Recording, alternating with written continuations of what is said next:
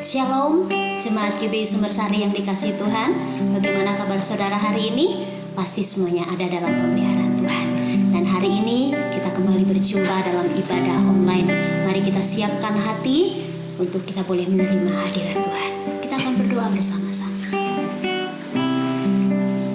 Tuhan Yesus, kami bersyukur dan berterima kasih kalau kami ada seperti kami ada saat ini. Terima kasih untuk kesehatan, kekuatan yang Tuhan anugerahkan kepada kami. Terima kasih untuk kesembuhan, untuk pemulihan, untuk pemeliharaanmu yang sempurna. Dari hari lepas hari, Kau tidak pernah meninggalkan kami. Dan saat ini Tuhan, kami datang kepadamu untuk menaikkan pujian pengagungan kami. Syukur bagimu, sebab Engkau baik dalam hidup kami. Terima kasih Yesus, terima kasih. Haleluya. Ku ada sebab anugerah. Ku ada sebab anugerah-Mu. Ku ada karena kasih-Mu, Tuhan Yesus.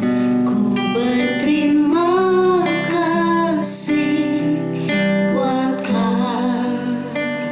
kasih rahmat-Mu. Ku ada sebab anugerah. Ku ada, yes God.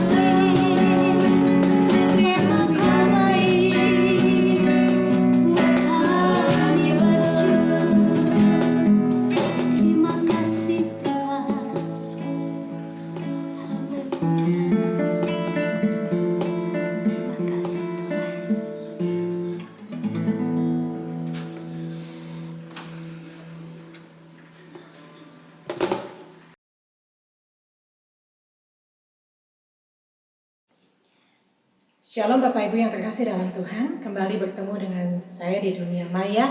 Tentunya kita semua masih ada di rumah kita masing-masing untuk beribadah. Kita doakan supaya tidak lama lagi, bulan-bulan yang akan datang kita bisa bertemu kembali di dunia nyata. Kita bisa kembali saling bertatap muka satu dengan yang lain, kita bisa kembali bersalaman satu dengan yang lain, duduk bersebelahan satu dengan yang lain.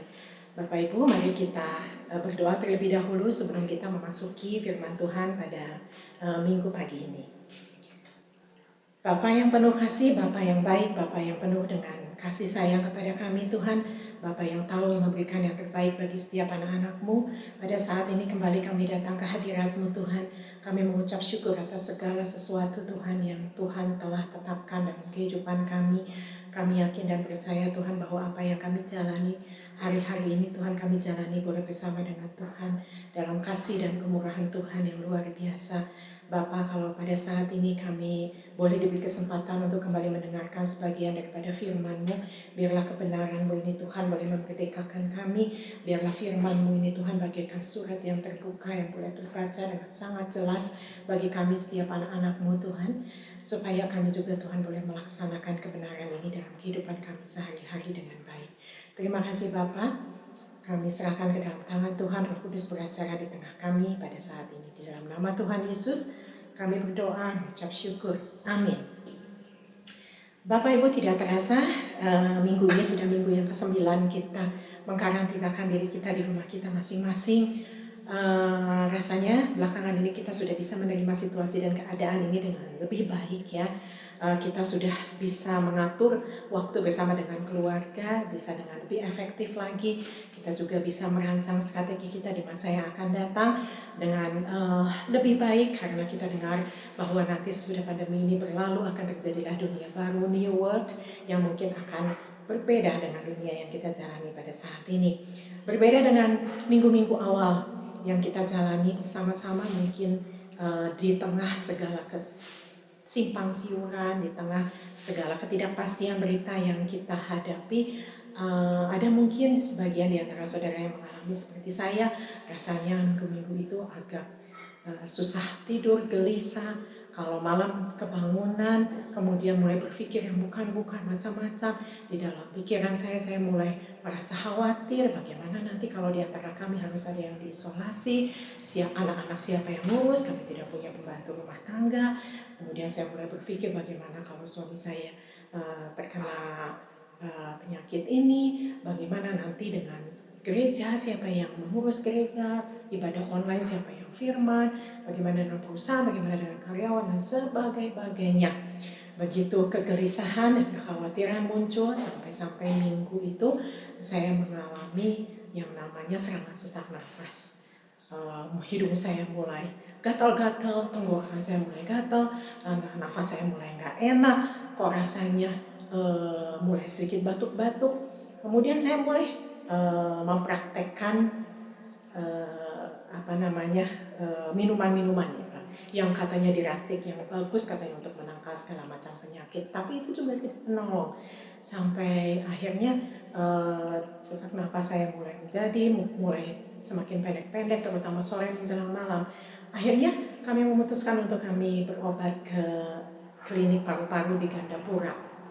Setiba di sana, semakin saya cukup takut, karena mereka juga menyambut kami seperti menyambut pasien COVID-19, lengkap dengan APD-nya, segala macam dari depan suster sampai dokter, semuanya, resepsionis, semuanya memakai APD yang lengkap. Dan seperti biasanya ya, dia memeriksa kami tekanan darah, mulai dari suhu tubuh, dan hari itu juga saya harus di ronsen paru-paru, dan saya tidak boleh pulang sebelum hasilnya keluar pada saat itu. Ketika semuanya sudah diperiksa dan hasilnya sudah keluar, dokter tidak menemukan sesuatu pun yang salah dalam tubuh saya.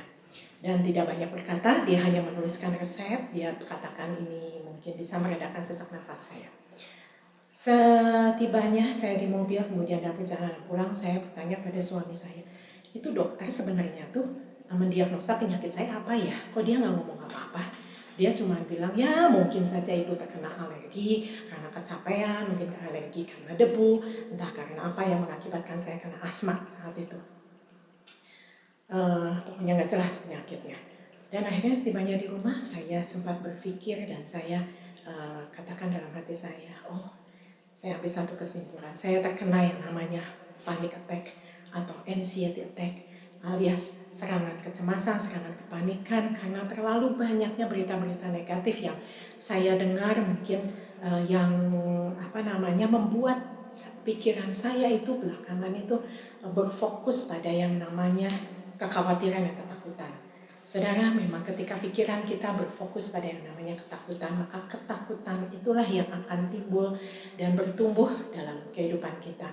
Tetapi sebaliknya ketika kita memfokuskan pikiran kita pada iman, maka iman itulah yang akan bertumbuh dalam hidup kita.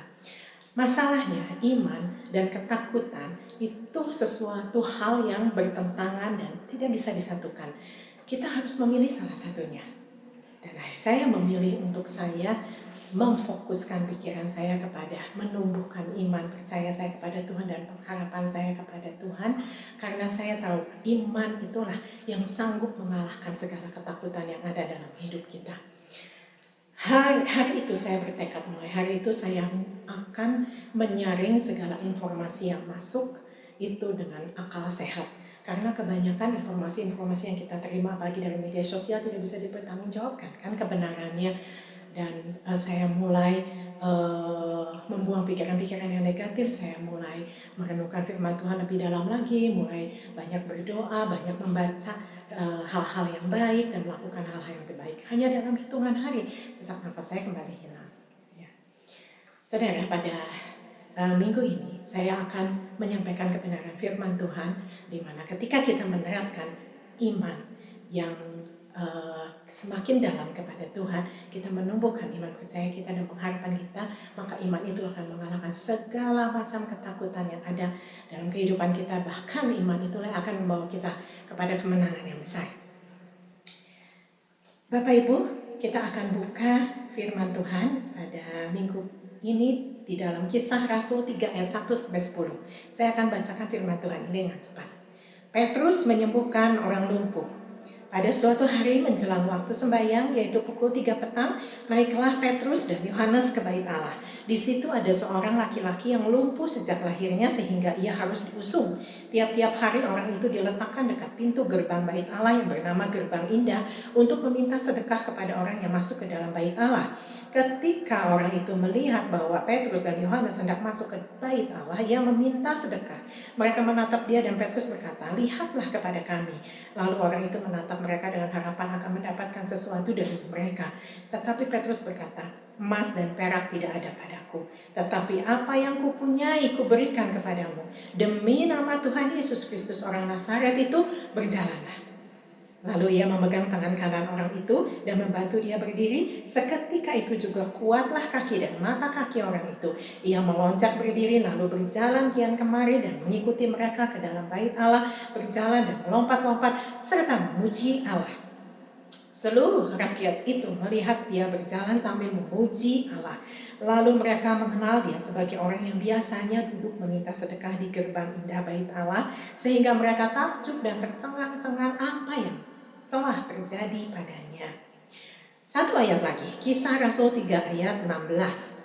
Dan karena kepercayaan dalam nama Yesus, maka nama itu telah menguatkan orang yang kamu lihat dan kamu kenal ini, dan kepercayaan itu telah memberi kesembuhan kepada orang ini di depan kamu semua. Poin yang pertama yang akan saya bahas adalah, yaitu bahwa iman itu bisa mengalahkan ketakutan akan kehidupan dan penghidupan kita. Diceritakan, dikisahkan dalam firman Tuhan ini, ada seorang lumpuh yang setiap harinya dia duduk di gerbang indah, yaitu gerbang yang menuju ke bait Allah, dengan satu harapan, yaitu dia bisa meminta sedekah dari orang yang lewat. Dan orang ini pada suatu hari lewatlah Petrus dan Yohanes ke dekat orang ini, dan seperti biasa dia kembali meminta sedekah kepada Petrus dan Yohanes.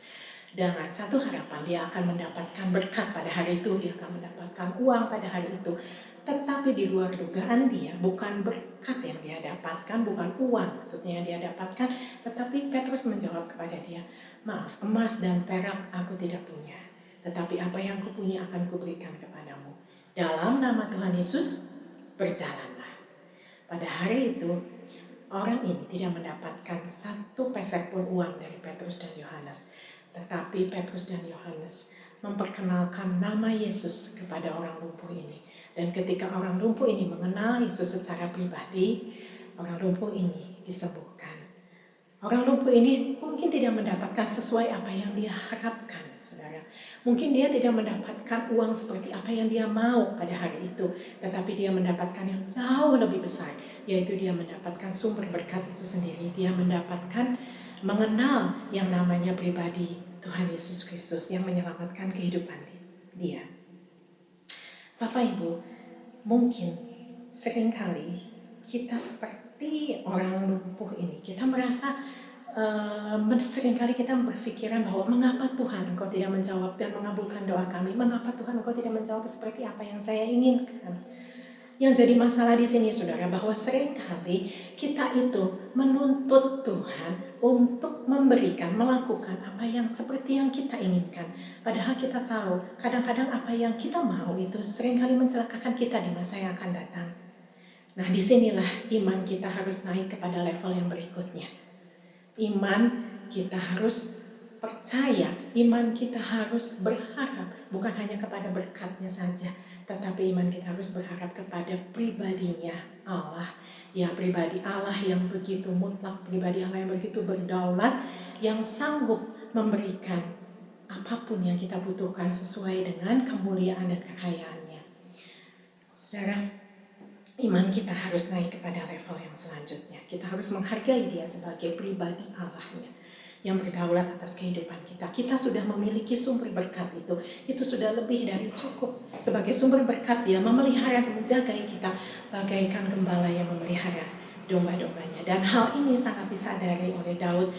Kenapa dia menuliskan Mazmur pasal 23? Dia menyadari bahwa Tuhan itulah gembala yang baik yang menjaga setiap domba-dombanya.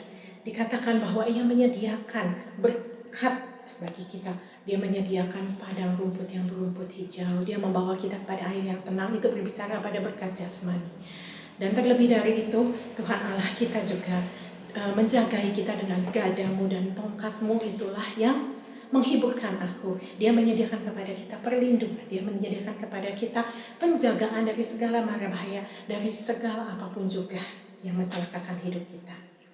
Saudara, ketika iman kita bertumbuh, iman itu akan mengalahkan ketakutan kita akan kehidupan dan penghidupan kita. Karena kita sudah memiliki sumber berkat ilahi itu dalam hidup kita. Poin yang kedua, iman mengalahkan ketakutan untuk melangkah.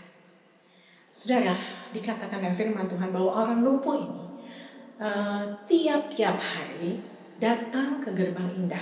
Saya katakan tiap-tiap hari, bukan hanya tiap minggu, bukan hanya weekend, bukan hanya pas ada kebaktian dia datang di gerbang bait Allah itu, tidak. Tetapi setiap hari, dan dia lakukan hal ini terus-menerus selama 40 tahun.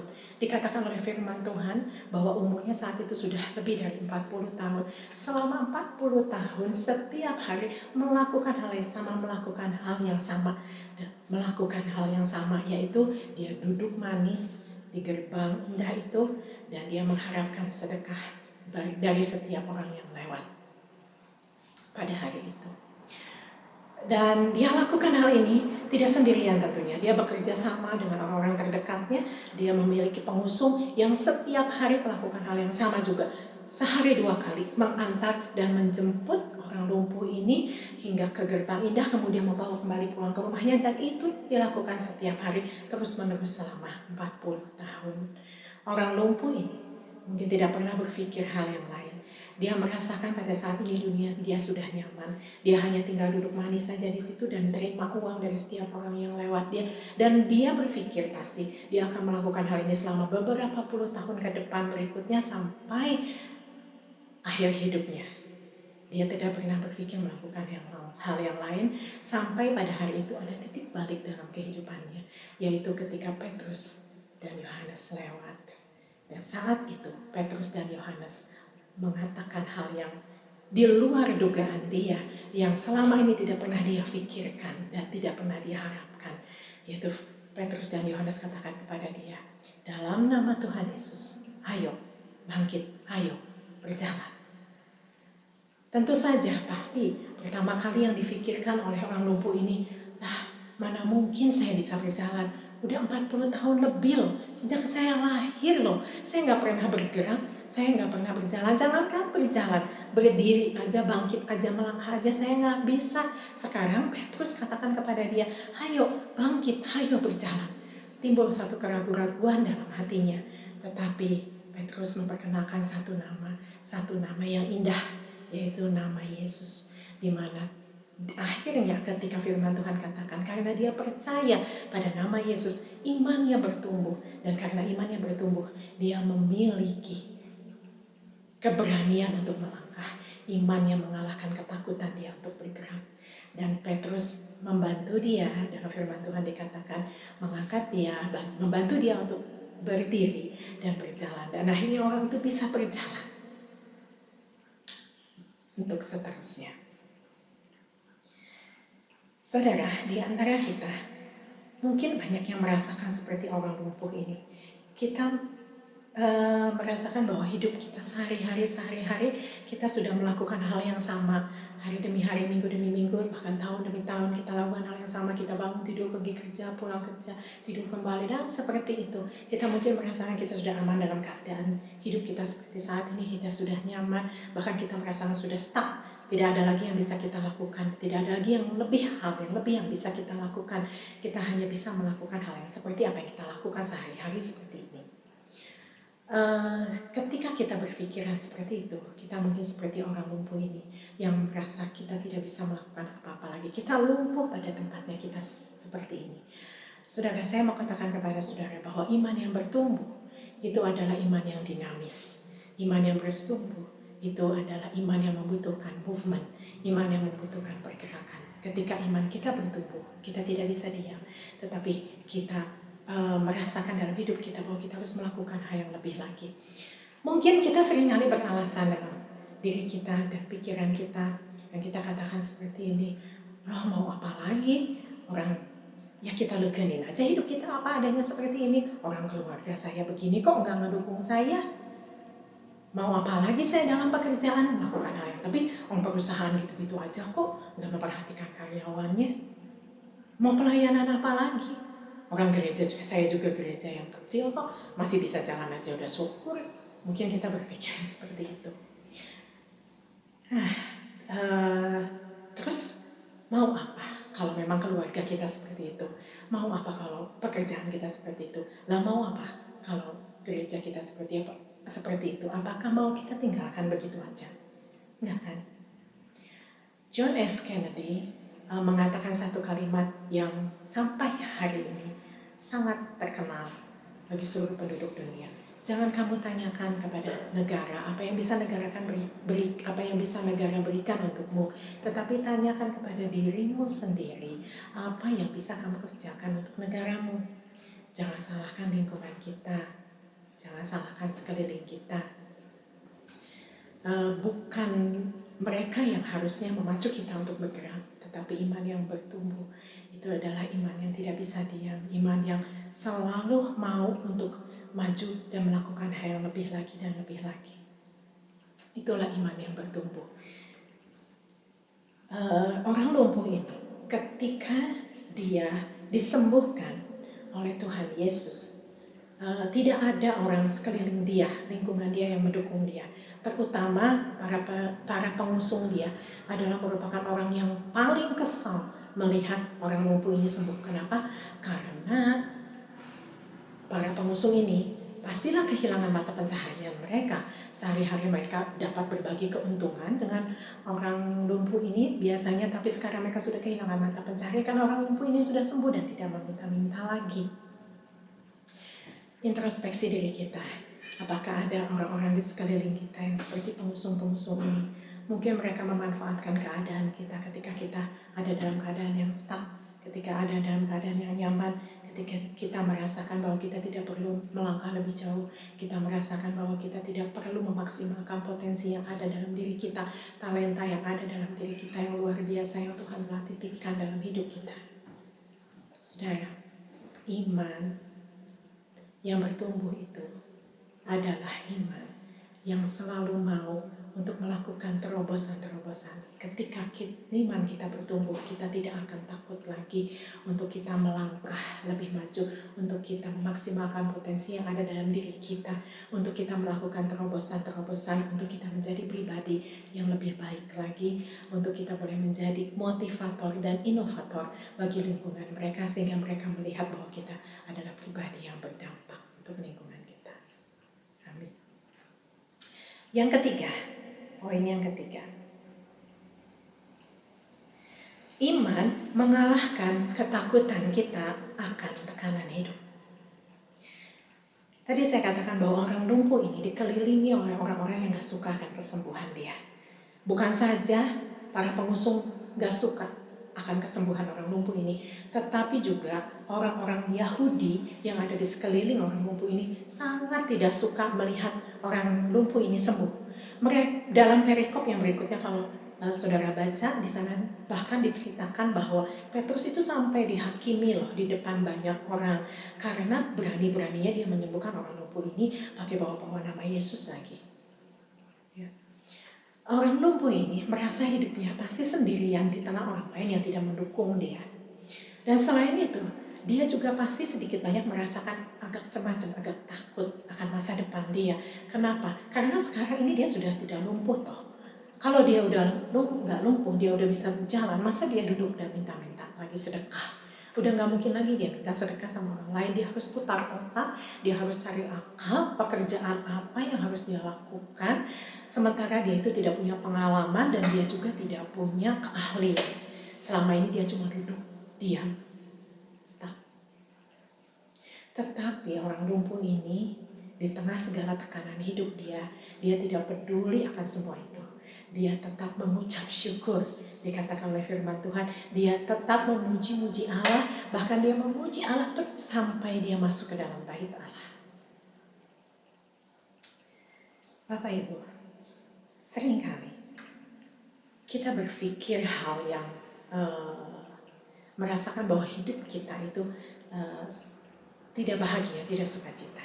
Tapi saya mau katakan kepada saudara pada saat ini, kita merasakan bahwa hidup kita itu begitu tertekan.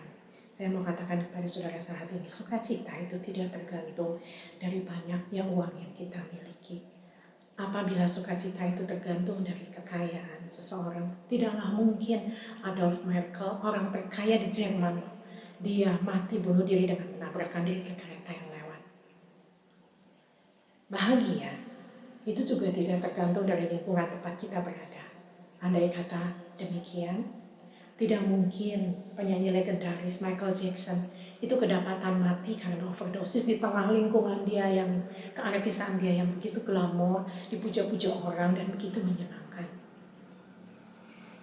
Bahagia itu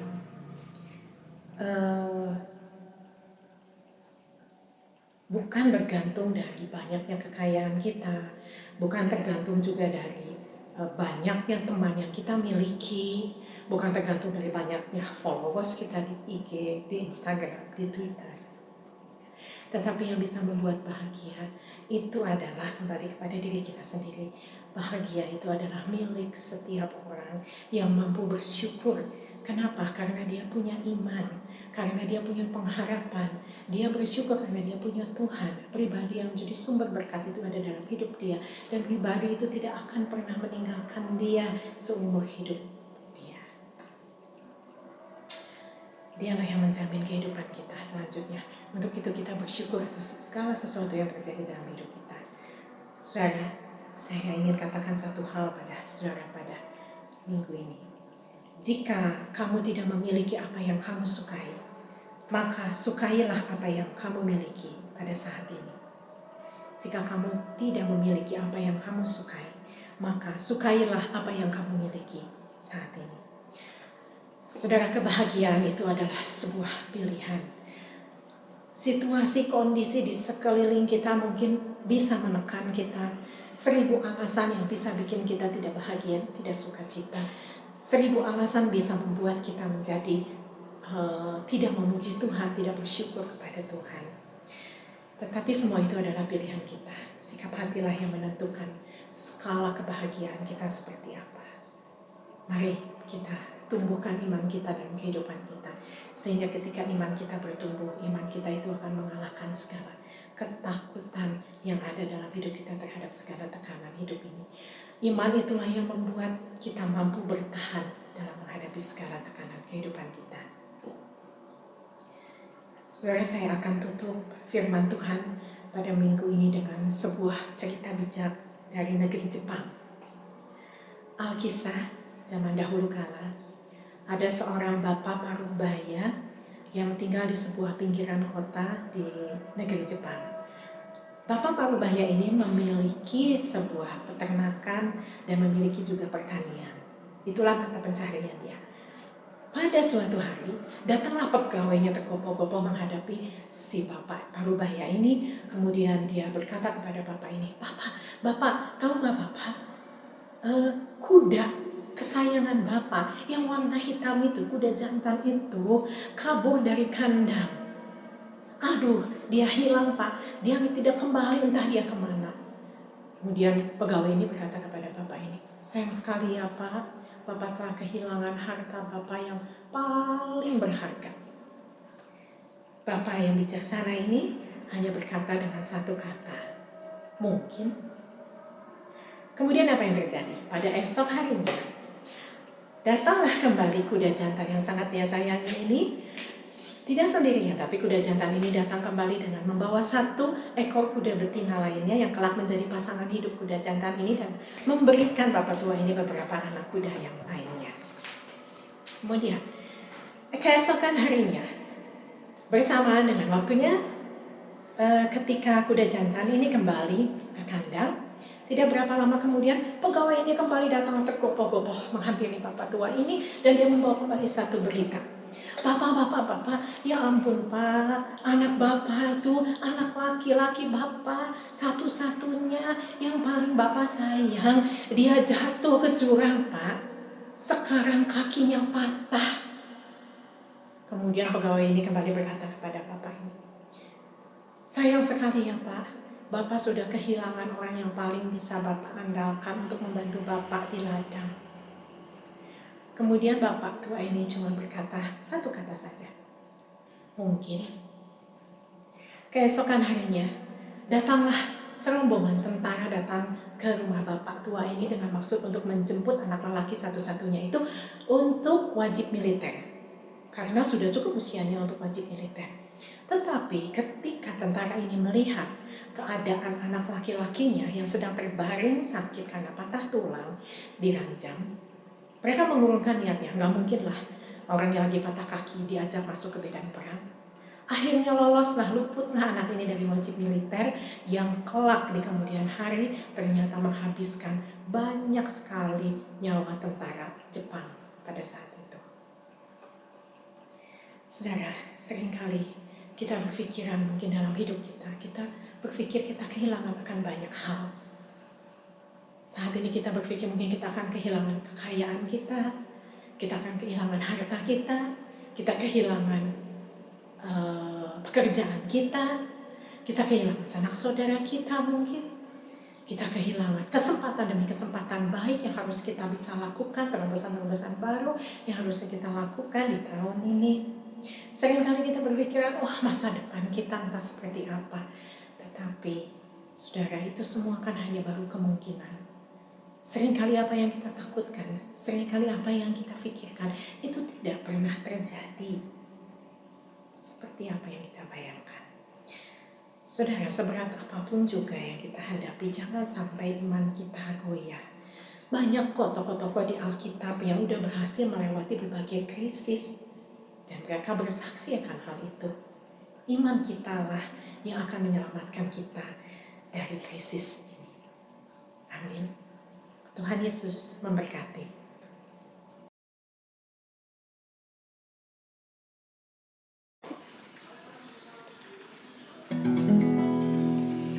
Hidupku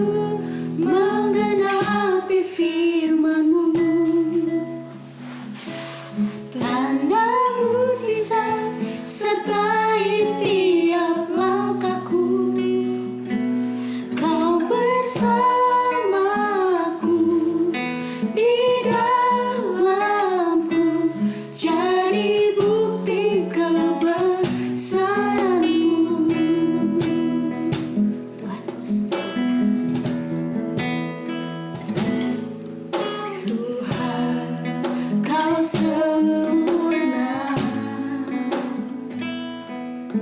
dalam rencana-Mu dan karya-Mu.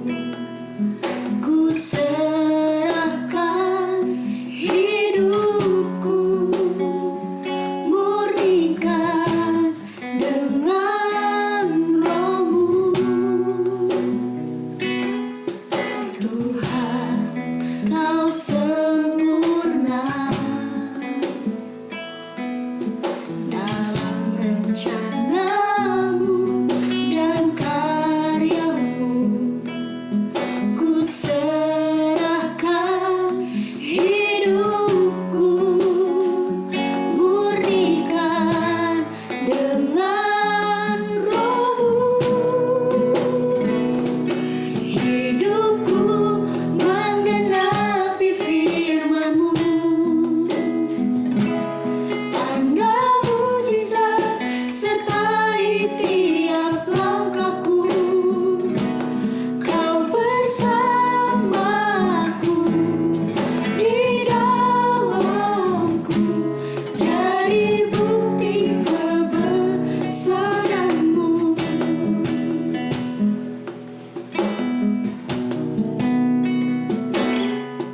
Tuhan, Kau sempurna dalam rencana-Mu dan karya-Mu. Ku serahkan hidupku, murnikan dengan Roh-Mu. Hidupku menggenapi firman-Mu, tanda mukjizat sertai tiap langkahku. Kau bersamaku, di dalamku, jadi bukti kebesaran-Mu. Hidupku menggenapi firman-Mu, tanda mukjizat sertai tiap langkahku. Kau bersamaku, di dalamku, jadi bukti kebesaran-Mu bersamaku. Kau bersamaku, di dalamku, jadi bukti kebesaran-Mu. Jadi bukti kebesaran-Mu, jadi bukti kebesaran-Mu.